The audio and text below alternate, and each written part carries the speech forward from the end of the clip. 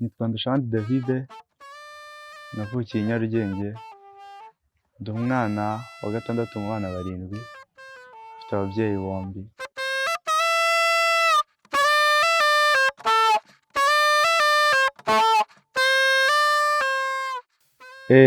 Natangiye umuziki nari umwana muto, nisanga muri korali mama yarabaye dirijante na bakuru banjye, twese turirimbamo nkiri umwana muto.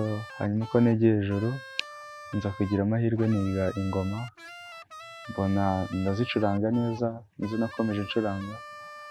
Mu nyuma haza kuza amarushanwa yo kujya kwiga umuziki ku ishuri rya muzika rya Nyundo, ndakompeta ndatsinda ku bw'amahirwe yo kwiga umuziki.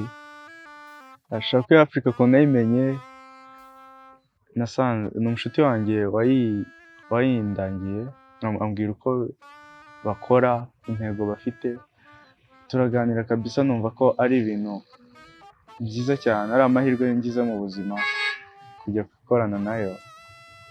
Mu nyuma ndajoyininga kuko nsanze ibyo ari impamo, ndajoyininga.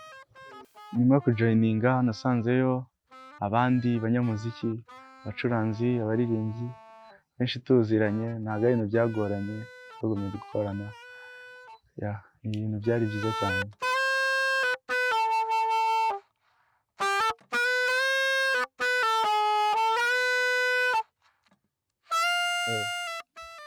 Nk'umucuranzi wa saxophone, nkaba n'umuririmbyi wa Shokeo Africa, ukora muri Shokeo Africa.